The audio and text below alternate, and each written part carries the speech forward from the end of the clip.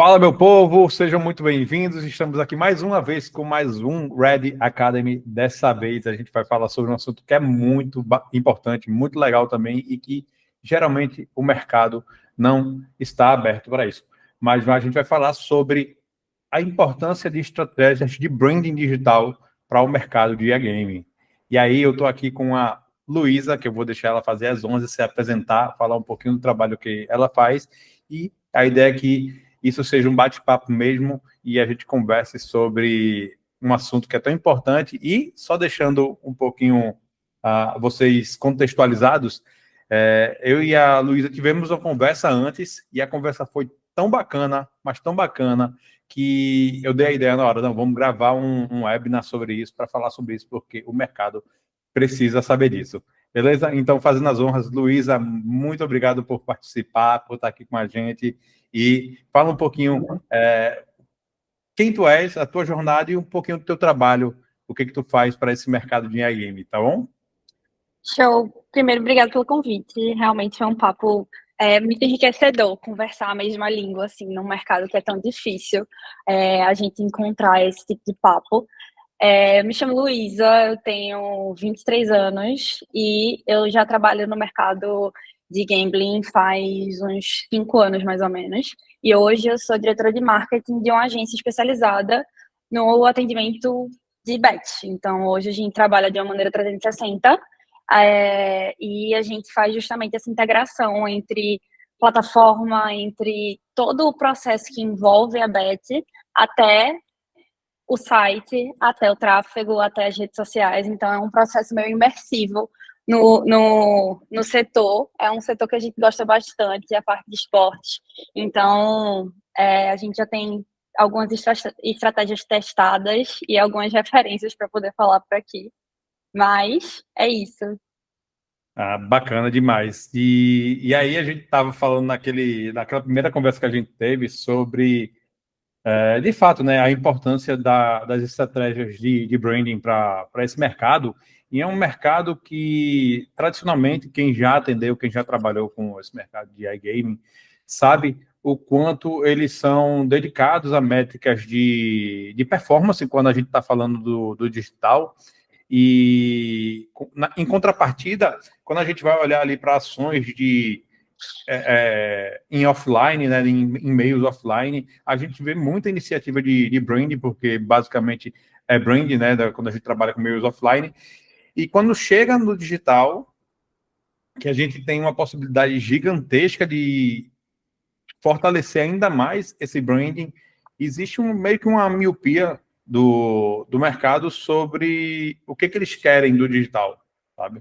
De olhar apenas para métricas táticas como CPA, o número de conversões, e deixam de elencar a marca, vamos dizer assim, né, de posicionar a marca na cabeça do seu cliente, do seu target, por falta de estratégias de branding, falta de formas de mensurar. E aí eu quero abrir um pouquinho para tu dar a tua opinião sobre o que tu acha, se tu concorda com esse meu ponto de vista e se tu já passou por alguma coisa do tipo que o cliente de fato só queria olhar para o FTD, só queria olhar ali para o número de cadastro, para a aposta já recorrente, né? E aí fala um pouquinho sobre essa tua vivência no mercado, o que tu acha que falta aí para esse mercado amadurecer mais as estratégias de branding no digital. Então, na verdade, eu acho que falta muito. Concordo 100% com o que você disse. Eu acho que falta esse amadurecimento no mercado, mas principalmente falta a galera entender o que é um negócio sustentável, vamos dizer assim. É, eu não enxergo como se branding fosse a resposta de tudo, do mesmo jeito que eu não enxergo tráfego, meios de aquisição e influenciadores, Globo e tudo mais como sendo uma coisa descartável. Obviamente não. Na minha cabeça, é um casamento perfeito que tem que acontecer. Então, é como se a gente estivesse falando de tráfego, a gente está falando de CPM, de custo por aquisição, por visualização, quanto que custa para expor minha marca nesse lugar. sendo que o caminho é meio inverso. Você faz a sua marca ficar conhecida para ela ser reconhecida. Então, quando a gente está falando que é um mercado, especificamente de gambling, que hoje está muito polarizado, então existem muitas empresas, existem muitos modelos e muitas coisas, e se aderiram a essa receitinha de bolo, né? Que é expor a marca em todo canto, faz com que seja mais caro garantir que essa marca seja uma marca estável, proposta a longo prazo e estruturada como uma marca deve ser, assim, e perdurar no mercado, sabe? Entendi.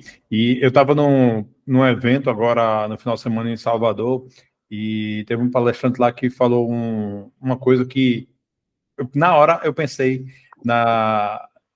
nesse mercado e em falar sobre isso aqui contigo, que era sobre a construção de narrativas para esse público de gambling, sabe, de iGame, que aí quando eu falo gambling, iGame, a gente passa aí pelo viés de tanto apostas esportivas mesmo, como os jogos de cassino, enfim.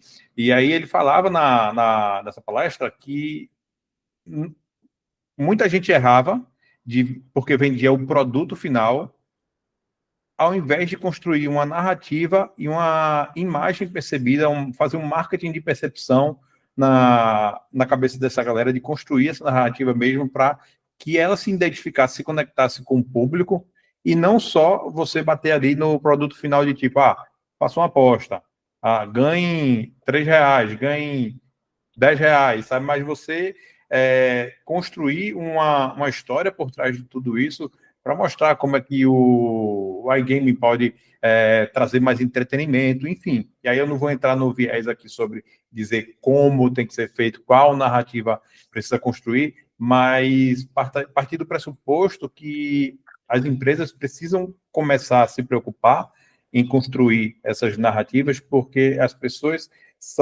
se conectam por histórias, né? Então, o que tu acha aí de utilizar essa construção, né, de usar o storytelling nessa construção de narrativas para impactar esse público e cada vez engajar mais? Aqui na Sina, particularmente, a gente enxerga que marketing não é fazer propaganda, é criar cultura.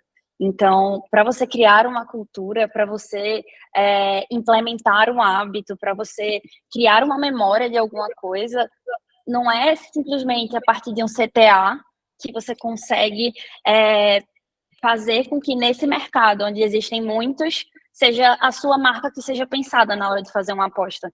Então, o storytelling passa a ser extremamente, assim, eu acho que a chave de tudo em qualquer mercado, mas especialmente no de bet e aposta, que a galera peca muito por isso. Então, um pouco de storytelling faz com que o mercado se assuste e passe a tentar seguir esse caminho, mesmo que sem embasamento de marca para isso.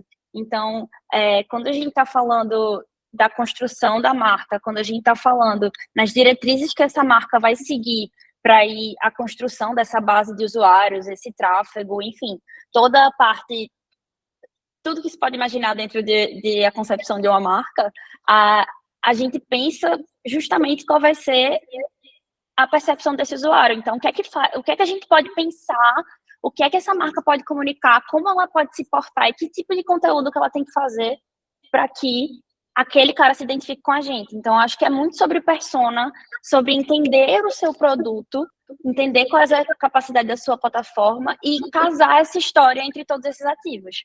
Porque eu sempre falo isso e talvez quem esteja me assistindo ache contraditório pelo fato de eu trabalhar especificamente com Bet, mas quando a gente está falando de plataforma, a Bet365 é a melhor. É a que a gente tem segurança, é a que a gente tem rapidez. Então, hoje, fazer com que o usuário escolha por uma Bet da casa não vai ser através de bônus, muito menos tráfego de jogue aqui e coisas nesse sentido. Precisa acontecer essa conexão, sabe? É uma coisa muito...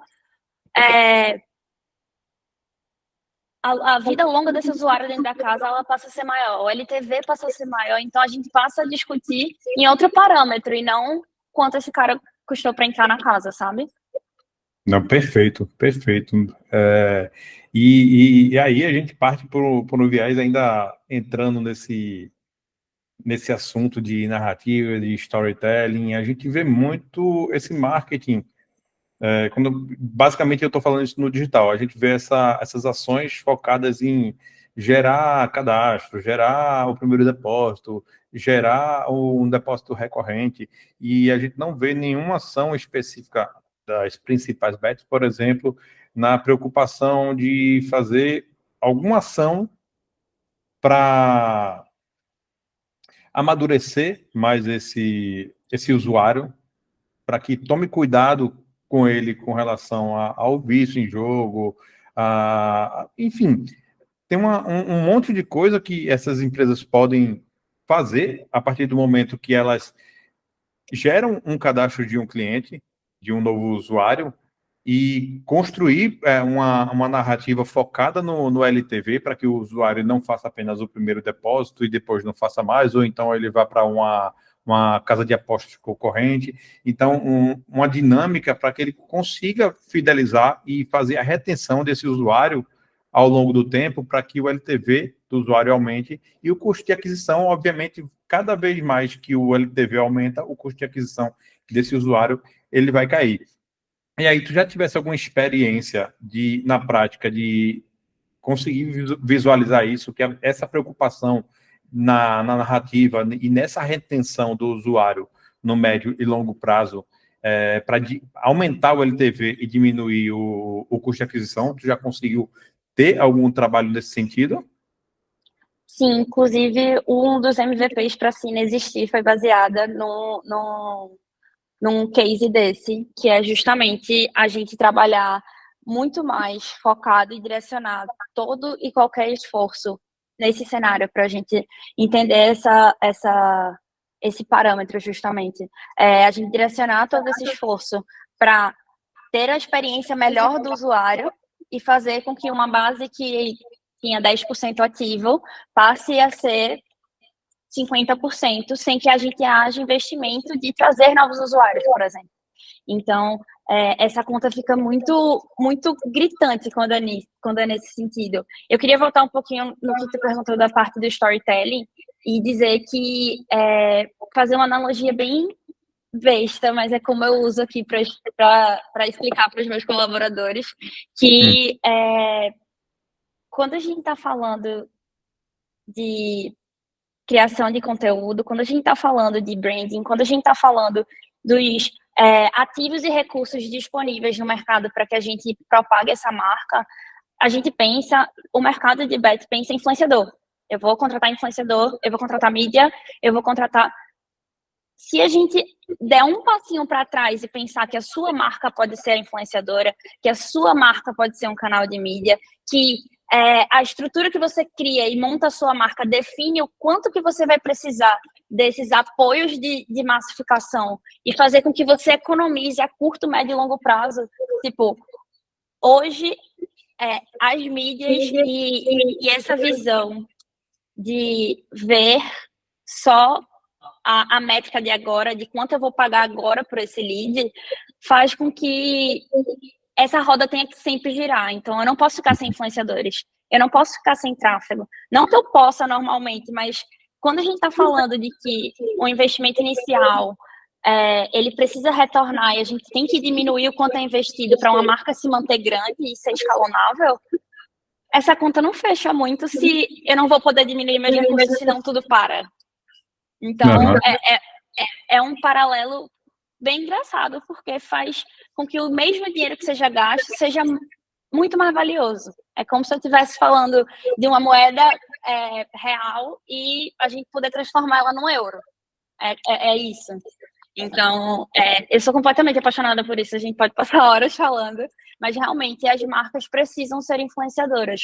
E não influenciadoras de postar link de conversão, influenciadoras de serem criadores de conteúdo, de fato. Pô, bacana, isso é legal demais, entendeu? Eu nunca tinha nem parado para. Eu nunca tinha escutado ninguém falar sobre isso, Luísa. E, de fato, faz muito sentido. E quando você coloca uma marca como influenciadora que se posiciona você não passa a imagem de que você está preocupado ali só em angariar novos usuários, novos apostadores, mas que você está fazendo um trabalho por trás de conteúdo, de influência. E quando eu falo conteúdo, é num viés muito de, não apenas depois que o cara se cadastrou e fez a primeira aposta, largar a mão do cara, ficar colocando ali o cara numa régua de remarketing para ficar estimulando que o usuário reaposte mais vezes, mais vezes, mais vezes, e de repente não se preocupar como é que está a questão dele psicológica ali, a relação dele com o jogo, e aí mostrar um posicionamento de preocupação também para fazer com que esse usuário tenha mais cuidado, e aí você passa de um viés que você é um agente não só de entretenimento, mas que você olha para o usuário com a preocupação de não fazer com que aquele usuário seja prejudicado pelo entretenimento que você está estimulando ali. E aí, passando para um outro ponto, e eu acho que tu também já deve ter passado por isso aí, aqui do nosso lado, quando a gente trabalha com estratégias de branding, compra de mídia focada em branding, a gente tem, só para contextualizar para quem está assistindo, a gente faz parte da Red Media, que é um veículo de mídia digital focado em construção, fortalecimento de marca, performance digital. E aí, quando a gente olha para o mercado de gambling, eu já passei por algumas situações de que o cliente chega para a gente e faz, eu quero performance, eu quero cadastro, eu quero que o usuário faça a primeira aposta, eu quero ali a métrica do FTD.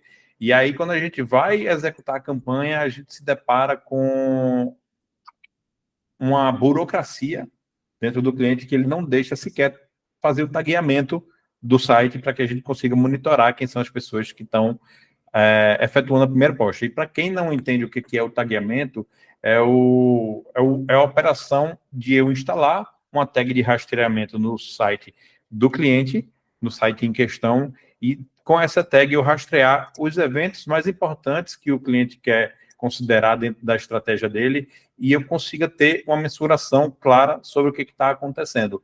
E muitas vezes esse tagueamento ele traz para a gente a possibilidade de ganhar escala através do machine learning, né? A plataforma ela vai aprendendo com as interações dos usuários que estão ali se cadastrando, fazendo o primeiro depósito. Então, a plataforma passa a entender qual é o comportamento daquele usuário e começa a buscar pessoas com hábitos parecidos dentro da rede para que a campanha se torne cada vez mais eficiente e a gente consiga diminuir, obviamente, os custos de aquisição.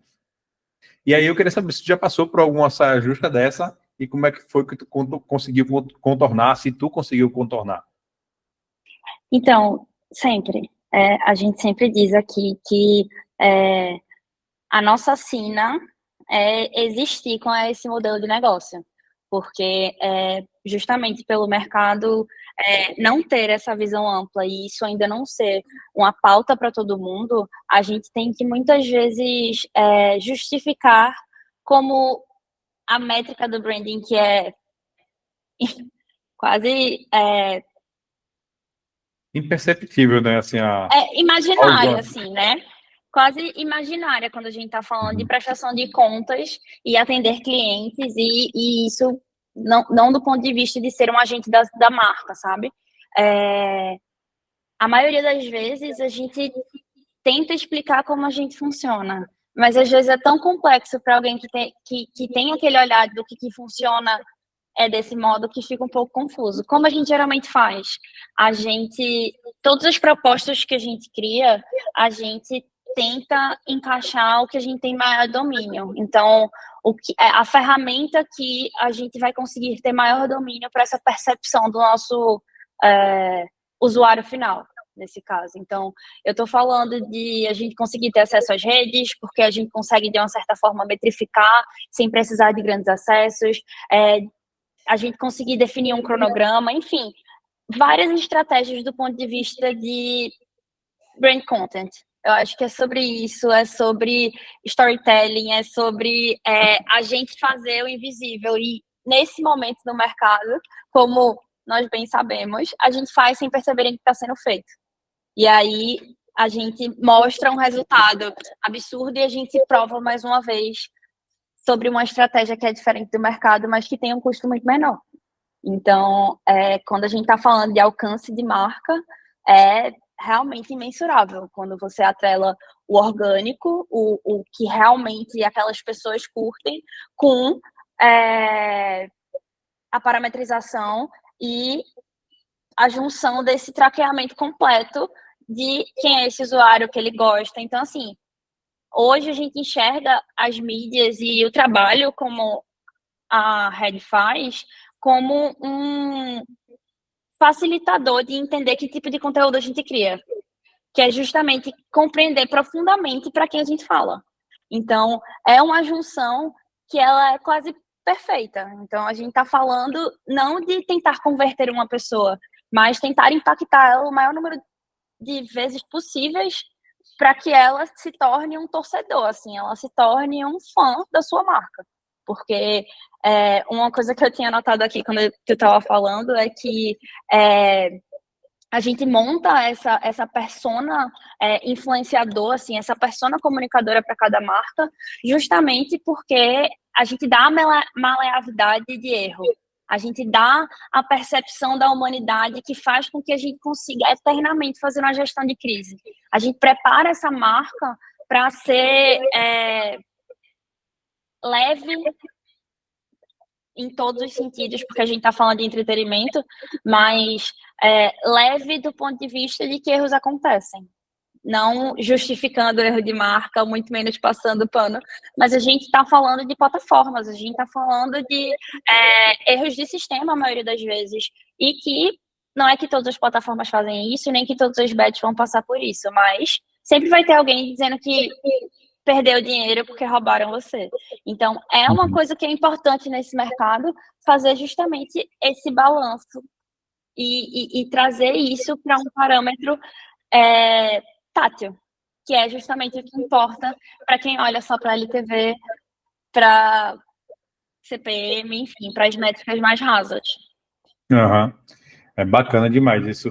E teve uma vez que eu tive uma reunião com um cliente, na verdade era um prospect, ele queria fazer uma reunião comigo, ele representava uma bet, e aí ele me disse, olha, tal, eu quero fazer uma campanha contigo, mas eu só quero pagar quando acontecer uma conversão, né? Quando alguém fizer a primeira aposta. E aí, na hora, eu estranhei esse caramba, eu não trabalho com venda de CPA, sabe? Eu não olho especificamente para essa métrica. E assim, a gente passa por um viés, né, por uma situação de mercado que as principais plataformas de compra de mídias, as mais utilizadas, vamos dizer assim, né, que é aí falando Google Ads, Meta Ads, elas não permitem ainda a veiculação de anúncios de gambling. E aí, até que está abrindo mais um pouco agora, através de um processo de certificação, mas nessa época a gente não tinha essa permissão ainda, e nem o Google, nenhuma plataforma abria essa permissão, e a gente tinha algumas plataformas premium que a gente utiliza aqui, que a gente conseguia garantir que a gente ia rodar campanha sem o perigo da conta cair, e então o cliente poderia ficar despreocupado que ele ia conseguir rodar a campanha dele ali por um longo prazo, por um longo período, e colher os frutos disso. E aí o mercado ele ficava muito... Quem chegava na gente, obviamente, chegava na gente muito naquele viés de, não, eu só quero conversão, só quero conversão, só quero conversão, enquanto a gente tinha a internet inteira ali para espalhar a marca do cara e da bet em questão, e ele não atentava para isso, não abriu os olhos para isso, e ele olhava só para o CPA, e ele me pediu, me fez essa proposta de me pagar só para o CPA. Eu peguei e disse, ó, não faz sentido, aqui a gente faz um trabalho mais de topo de funil, meio de funil, a gente faz campanhas de performance também muito focadas em fundo de funil, a gente atende aqui também mercados como o mercado de e-commerce, que é uma venda direta ali, mas para o mercado de gambling, é uma coisa muito específica, porque, como eu falei, as plataformas são bloqueadas, a gente não consegue rodar. E aí, numa plataforma que ela tem um viés mais de topo e meio de funil, a gente tinha essa possibilidade de fazer um trabalho gigantesco de fortalecimento de marca, de aumentar o share da marca na cabeça do consumidor, e muitas vezes o cliente não olhava para isso. E ia dizer, ó, tu quer me pagar pelo CPA, mas se não tiver CPA, porque além disso eu não consigo metrificar, porque tu não me permite colocar a tag no site, como é que eu vou ser remunerado pelo trabalho de marca que eu estou fazendo para a tua empresa, sabe? Então, existe uma miopia muito grande de achar que esse trabalho de branding, o trabalho digital, é apenas o last click, é apenas ali quando a pessoa decide fazer a primeira aposta ou o cadastro e termina ali. Eu não sei se tu já se deparou com isso alguma vez, mas eu queria deixar aqui esse testemunho dessa proposta indecente, vamos falar assim, que eu recebi desse cliente, e aí a gente não rodou, sabe? E aí, queria que tu falasse um pouquinho também, se tu já passou por alguma coisa do tipo, e, de fato, como é que tu consegue contornar isso. Eu sei que na Sina vocês têm uma proposta muito forte, assim, de trabalhar esse branding, de trabalhar estratégias, e aí, se tu conseguir trazer um pouquinho do dia a dia do trabalho da Sina junto com essas realidades que vão ali acontecendo com esses clientes que têm a performance, o last click, como uma performance de campanha, como desmistificar a importância do branding para esse cliente?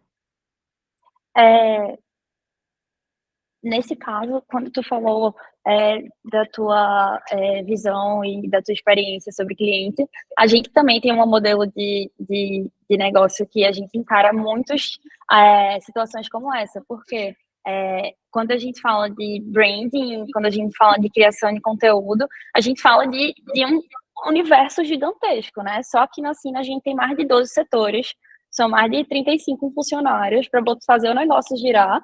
Então, assim, é muito mais complexo do que vou expor minha marca. Então, quando as bets chegam, porque a gente tem um número absurdo no orgânico pela criação de conteúdo das redes que a gente administra, quando chega um cliente e diz, eu quero dar a rede nas tuas mãos, a gente não pega, porque eu não consigo criar a base dessa marca para saber se como eu respondo no Instagram está alinhado com um cara que vai fazer uma reclamação dentro do site no suporte.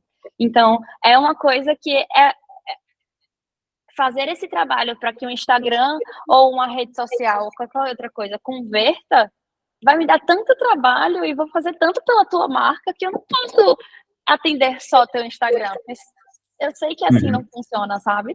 Então, é uma das dificuldades que a gente encontra também, porque mostrar essa complexidade do trabalho que a gente faz por trás das câmeras é bem complicado, e principalmente que é uma coisa que funciona 24/7 para sempre, né? Em relação... Qual foi a tua outra pergunta? Desculpa.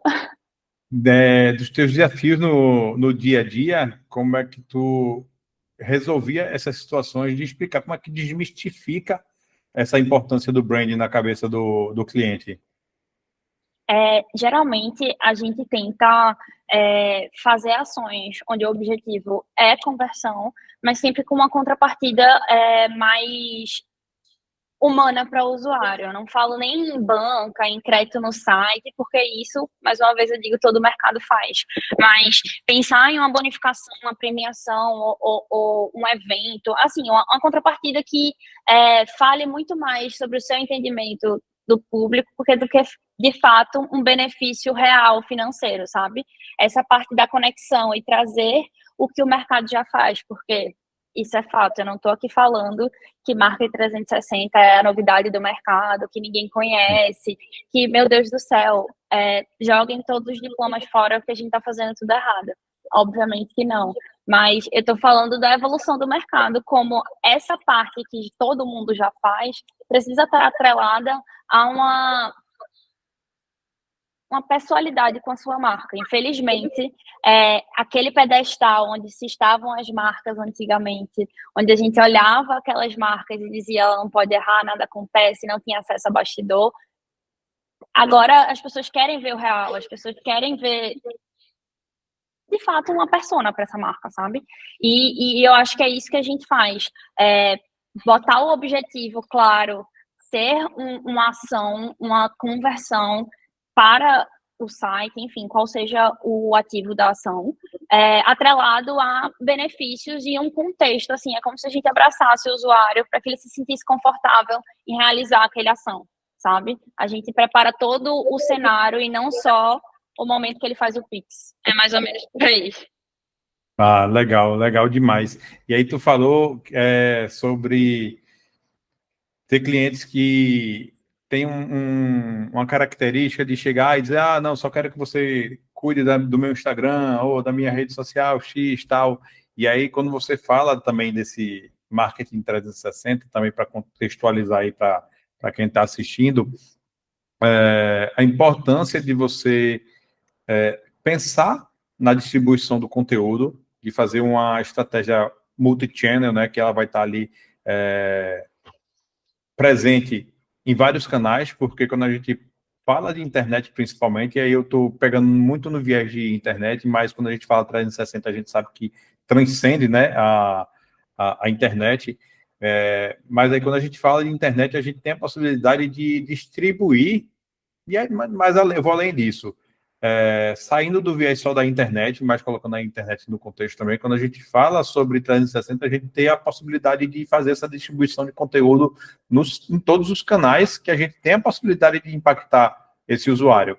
E aí você pode ir desde eventos de, sei lá, X1, você promover um evento de X1 e fazer uma live no digital para mostrar esse evento que também está acontecendo em tempo real. Isso já é também uma possibilidade de você fazer ali uma captação de leads, uma ação com foco em geração obviamente, de cadastros e, consequentemente, você ir trabalhando essa base ali para angariar o primeiro depósito, ou como é chamado no mercado, o FTD.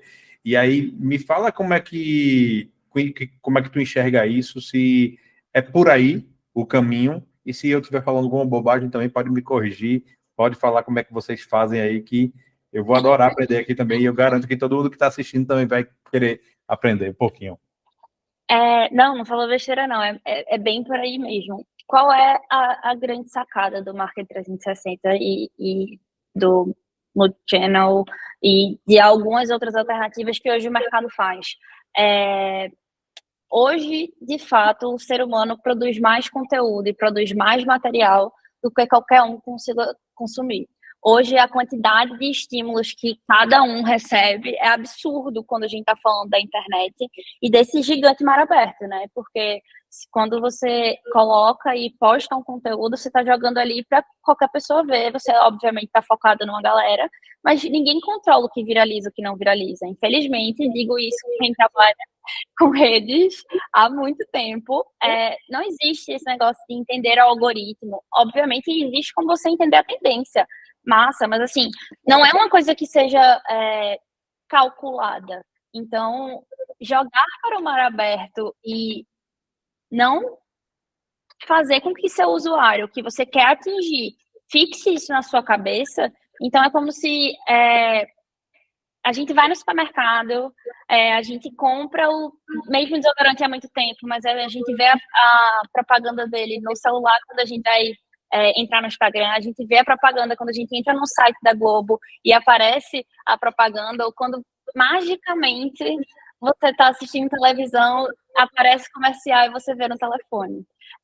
É uma coisa de fazer com que fique mais fácil reconhecer tua marca. Então, em vez de o seu usuário estar andando num corredor cheio de marcas, você vai fazer com que o corredor dele seja desenhado e enfeitado e com um corredor de escola de samba da sua marca, para que não seja possível que ele, quando ele quiser apostar, ele vai ter que lembrar da tua marca.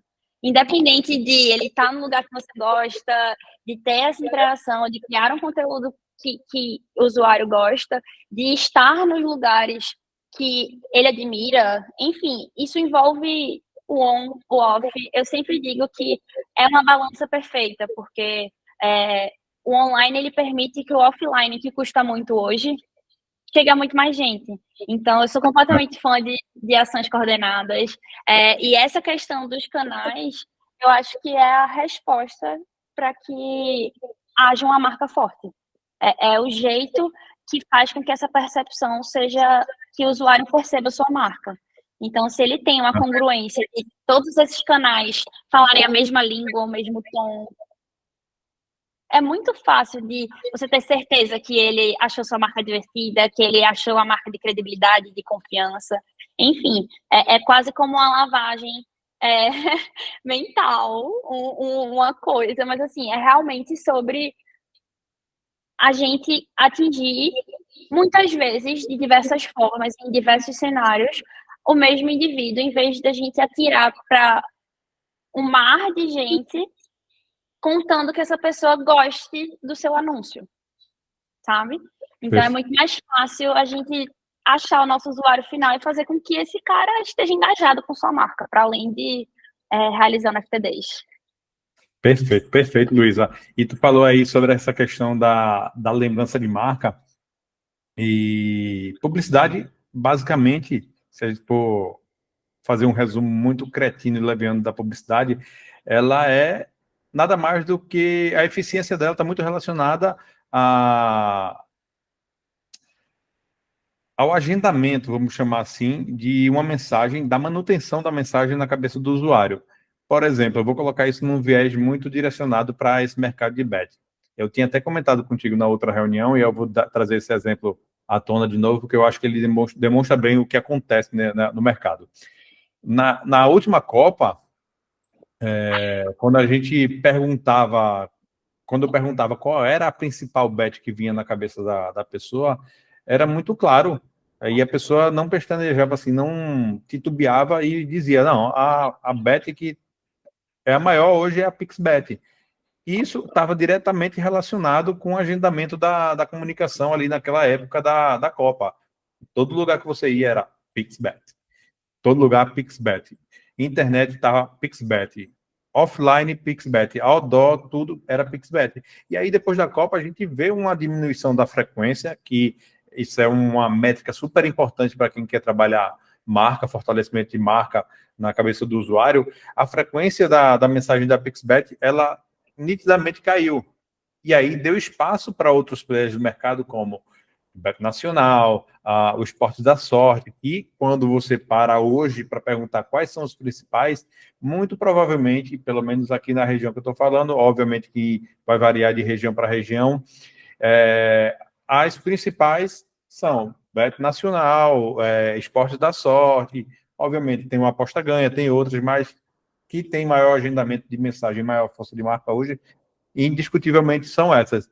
E aí nitidamente a gente consegue perceber a importância do branding, desse agendamento, né, desse fortalecimento da comunicação na cabeça do usuário, e é uma coisa que o mercado não percebe, sabe? Ou pelo menos ele percebe, mas continua com essa miopia de dizer, quando for para o digital, eu só vou fazer performance, nada de branding no digital.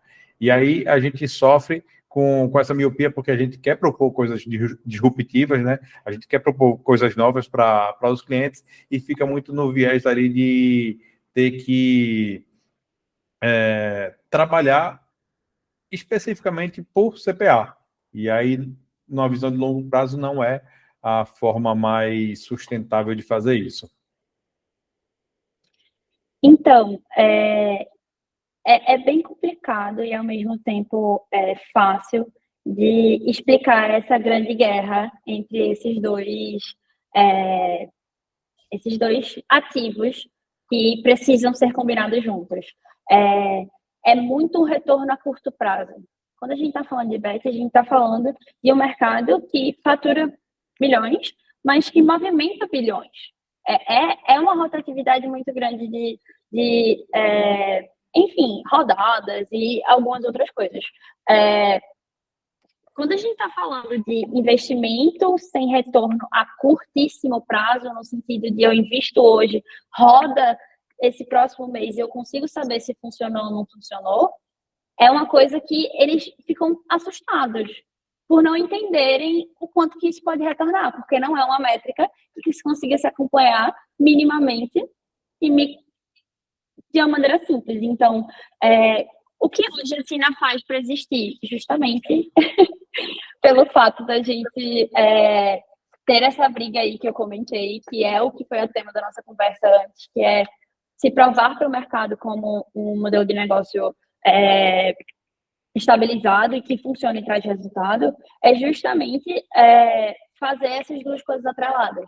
Então, hoje, a gente entende que não é todos os clientes que eu não consigo criar, que eu consigo não criar a narrativa de CTA o tempo inteiro. Hoje, a gente precisa se adequar ao que o mercado faz, a gente precisa fazer esse balanço, a gente precisa fazer essa construção de explicar para os microprojetos e algumas outras modalidades que a gente entende da Sina, como fazer isso funcionar em detrimento de uma marca que já funciona numa outra roda. Então, o que a gente faz é muito fazer esse balanço de acontecer as duas coisas ao mesmo tempo. Então, ao mesmo tempo onde eu destino parte do budget para a gente trabalhar em mídias, enfim, toda essa parte de CTA, CPA e tudo mais, eu tenho uma verba que já é proposta e analisada antes do projeto começar, de eu ter um fluxo 7, 8 vezes maior do que uma bet normal em relação às minhas redes de criação de conteúdo.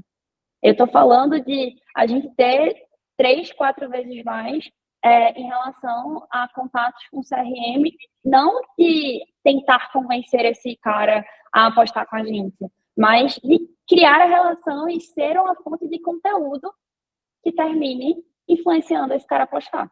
Então, é um conjunto de fatores, não é só uma das pontes. Eu acho que eu estou sendo até repetitiva de quanto eu falei isso, mas realmente duas coisas se complementam para que seja um resultado claro. Eu sempre falo aqui que você contratando a Sina, você não paga no primeiro mês, porque já é sobre o dinheiro investido. Mas eu não posso garantir isso. Eu não posso garantir isso se eu falo que eu não vou ter uma métrica clara, se eu não vou chegar no meu cliente e dizer você vai investir tanto e você vai pautar tanto em 3 meses e 10 dias e a gente reajusta.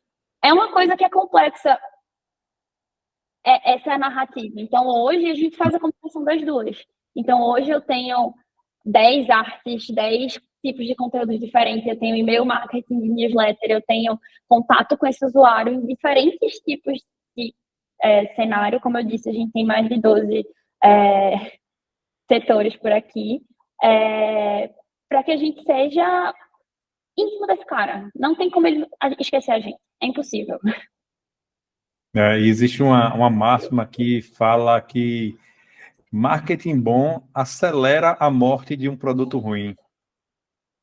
E você vai gerar tanta demanda para aquele produto que, se o produto não for bom ou o serviço não for bom, obviamente as pessoas vão começar a falar sobre isso, vão deixar de comprar, e parte muito desse princípio, né? De tipo, o cliente chega para a gente esperando da gente um milagre que salve o negócio dele, mas que ele ainda não preparou a cozinha dele lá do lado dele para receber uma demanda de clientes específica, ou, de fato, deixar o serviço dele rodando a ponto de gerar uma boa experiência para esses clientes. Então, quando isso não acontece, ele está fadado, de fato, a morrer. E aí, pegando mais um pouquinho esse gancho sobre a importância do branding, do fortalecimento de marca, uma coisa que a gente pode observar é que, quando a gente trabalha com estratégias de branding, de fortalecimento de marca, como eu falei, de maneira eficiente, os clientes, eles olham muito por um viés: poxa, não está gerando conversão para mim. Não tá, tô olhando aqui o meu Analytics, não está vindo nenhuma conversão da plataforma de vocês. Mas aí ele esquece de olhar para um relatório do Analytics que mostra as conversões e os acessos vindo da busca orgânica, dos resultados orgânicos de busca.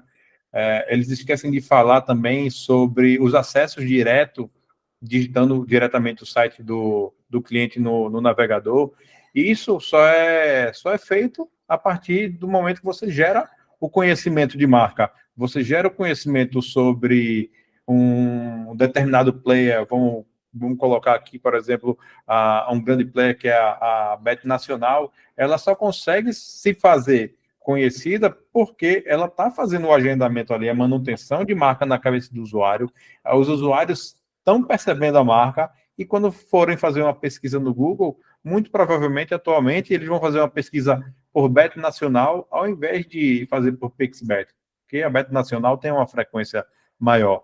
E aí, esse também é outro viés que eu queria trazer para falar sobre a importância do branding digital para esse mercado de iGaming, né? E aí, a gente já está chegando no final aqui. Já queria falar, Luísa, que foi demais a conversa, sempre massa Obrigada. Contigo. E queria deixar aberto aqui para tu fazer as considerações, para tu falar o que tu quiser, para falar sobre a Sina, sinta-se à vontade também, tá? E falar como é que é o trabalho de vocês, como é que vocês podem ajudar esse mercado de gambling a prosperar, a crescer exponencialmente. Muito obrigada pelo convite, foi ótimo o nosso papo. Sempre que precisar, pode ligar que a gente está aqui para bater quantos papos forem precisos. Eu acho que a minha consideração sobre o nosso papo é que o mercado vem mudando. E eu não estou falando do mercado de aposta, estou falando do mercado consumidor brasileiro. O padrão de comportamento, a percepção, o que a cultura está mudando. É uma evolução que vem acontecendo há anos e, nossa senhora, eu sou jovem para entender a dimensão disso, mas é uma coisa que é muito gritante a evolução que está acontecendo nesses últimos 5 anos. Então, as marcas precisam entender isso. As marcas precisam entender que aquilo de ser visto, quem não é visto não é lembrado, não vale se você só vê uma coisa e você não sabe nem o que significa. Não vale se você gastar milhões em tráfego se o seu suporte não dá conta. Hoje, o que mais tem no mercado são grandes players com redes sociais infestadas de meu dinheiro não caiu, eu não consigo contato. O quão isso representa de perda para o tráfego que vai ser gerado a partir dele. Então, cuidar do usuário garante que você ganhe dinheiro. E não que você seja escravo da modinha, influenciadores e... Enfim, eu não estou demonizando isso também. Mas o mercado está mudando, a legalização vai balançar bastante coisa, a responsabilidade social vai ser cobrada, a preocupação sobre vício, o mercado está mudando e fico muito tranquilo em falar que a estruturação e o modelo de negócio que a Sina adota desse ponto de vista de botar a marca no meio e construir o esqueleto que protege ela, fazendo essa gestão de crise de dentro para fora, faz a gente ter muita tranquilidade de passar por esse momento, porque são modelos e são estruturas que já eram muito esperadas, que já são muito testadas por nós, justamente por entender que nunca foi terra sem lei, sabe? E tinha um processo e é preciso entender. Para quem trabalha com isso, entenda a sua plataforma, entenda o que é possível, conheça o seu produto, que eu acho que isso é o que mais falta no mercado em geral. E criem conteúdo direcionado, eu acho que é isso. Eu gosto muito do que eu faço. Adoro esses papos, de poder ir um pouco mais a fundo no porquê das coisas, passar a se questionar coisas como por que café da manhã é a refeição mais importante do dia, por que preceitos que a gente conhece como regra foram criados e pensados por alguém. Então, eu acho que essa percepção do que pode ser a sua marca ou a sua empresa pode mudar a qualquer momento, a depender da estratégia que você usa. Então, é isso. Maravilha. Maravilha, Luísa. E aí, eu deixo aqui deixa para todo mundo que está assistindo a gente, quem quiser conhecer melhor o trabalho que a Sina faz, que a Luísa faz lá na Sina. Tu quiser deixar o @ da Sina aqui também, tá, Luísa? Fica à vontade. E aí, Show. a Sina e a Red Media são empresas parceiras que trabalham justamente com o viés de fortalecer marcas, criar relacionamentos duradouros entre clientes e empresas. E se você quiser saber mais um pouquinho sobre o trabalho da Sina, da Red Media, segue a gente nas redes sociais. O Instagram da Red Media é o OFC. E o da Sina, pode deixar aí o arroba da Sina, Luísa. @Sina. Facinho assim. Tá bom, gente? E agradeço demais, Luísa, a tua presença mais uma vez. Tchau, tchau. Eu Foi que agradeço. incrível. Foi Obrigado por massa você. demais. Obrigado por você que está assistindo e até o próximo Red Academy. Valeu!